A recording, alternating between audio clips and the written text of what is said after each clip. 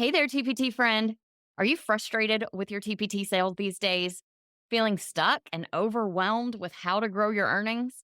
Let me introduce you to my very favorite tool for running my TPT store, your data playbook.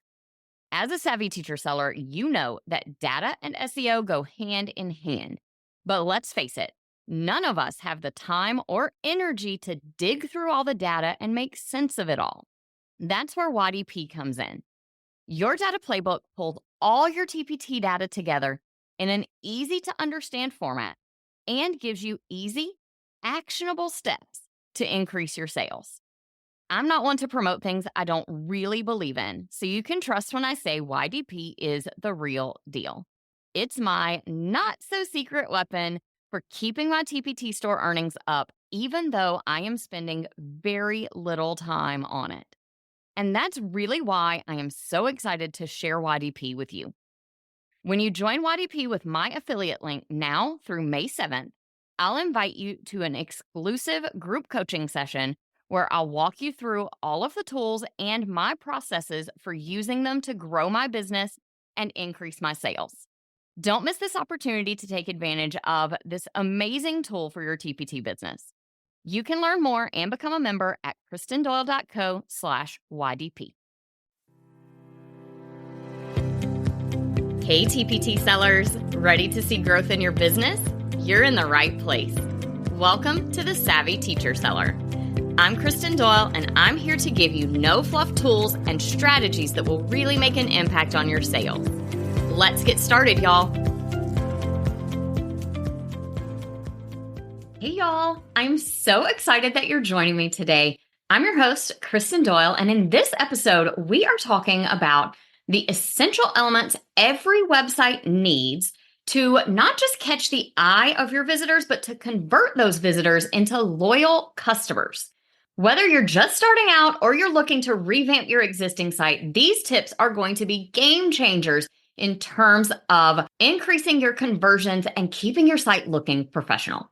Now, I have shared in the past that the first version of my website was pretty basic and honestly not very engaging.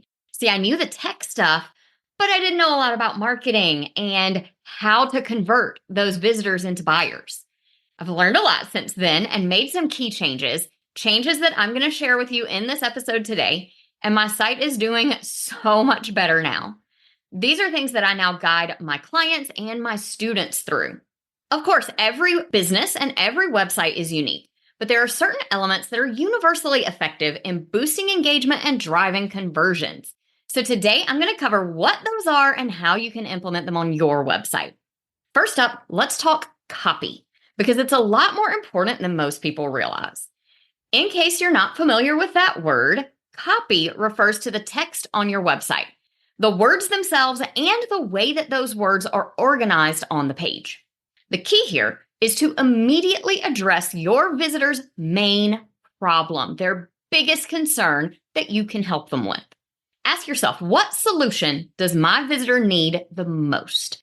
And make sure that your copy answers that right off the bat before they ever have to scroll down on the page.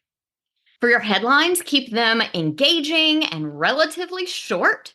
Make sure you're using language that resonates with your audience and don't shy away from actionable verbs. You want to use short, impactful sentences rather than big, long paragraphs. Next up, your call to action buttons. You might hear them called CTAs. These little buttons can be mighty in terms of conversions. We're talking about things like shop now, learn more, sign up, whatever action you want your visitors to take. Make it clear, but also use language that's attention grabbing. Use active language instead of passive. And don't be afraid to speak in the first person, almost as if you are a visitor reading the page, with buttons like send me the freebie. Placement is big for your CTA buttons too.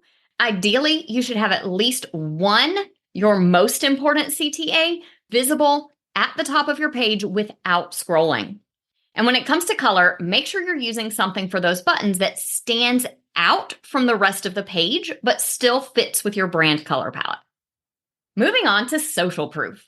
There is not much more powerful than showing potential customers that your product or service is already loved by other people just like them. So make sure that you are including testimonials. And when you look for those, think about finding specific testimonials that call out reasons that they loved your products or your services rather than more generic ones, no matter how much those generic ones say that they love you. Those specific testimonials really are so much more impactful when it comes to a reader who's getting to know you for the first time. You can put those testimonials on a rotating testimonial slider on the homepage or share screenshots of social media feedback right on your product pages. If you've got reviews of your products on other public platforms like TPT or Etsy, you can screenshot and share those as well. Next up, let's talk photos. We have all heard that a picture is worth 1,000 words, right? When it comes to your website, high quality photos of you or your products convey professionalism and attention to detail. Make sure that they match your brand identity and your color scheme too. Now, if you can't hire a professional photographer right now, you can still get some really great quality photos with your phone, especially if you're able to ask a friend to help and choose some really good backgrounds, whether they are in your house, outside, at a coffee shop, maybe just walking around your town. There are lots of places that you can take really great photos, even if you're just using your camera and a friend. Just remember when you are adding those photos to your site to pay attention to file size and optimize those images as you upload so that you're not hurting your website speed. Don't forget about your About page. It's often the second highest trafficked page on a website. This is your chance to connect personally with your visitors and show them that you are someone they can trust. Share your journey, your mission, your values, the how and the why you want to help them. I'll link in the show notes to another podcast episode that goes into lots of detail about the About page and what to include on it. Next up, email opt-ins. Your email opt-in gives you direct access to your audience because it gets those people onto your email list. So you want to offer something irresistible, like a high-quality free resource that they just have to have, exclusive discounts, valuable tips, anything that can encourage people to sign up. Placement matters here too, so make sure that you're putting those email opt-ins somewhere visitors will pay attention, like a little higher up on your page or right at the end of key engaging content. Last but absolutely not least, let's talk about speed. Your website's load time is one of the biggest factors in whether people stick around or click away. It also plays into search ranking. Make sure that you compress your images, minimize your code, and pick a good quality hosting provider to keep things moving nice and fast. Today we have covered 7 essential website elements: compelling copy, strong calls to action, social proof, quality photos, an About Us page that builds trust and relationship, enticing email opt-ins, and a fast load time. Your action step from this episode is to take a look at your own site with these points in mind. What can you improve? What is already working well? Make some quick changes if there are things that come to mind that you can do right now to improve your site. And hey, if you are still working on building your site, head over to savvydiysite.com to see how I can help you get this stuff right the first time, so you can skip the part where others of us had to learn the hard way. Thanks for joining me today. If you found these tips helpful, don't forget to follow the show and share this episode with a friend.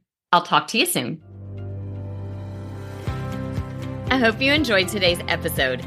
If you did, please share it with another teacher seller who would also find it helpful.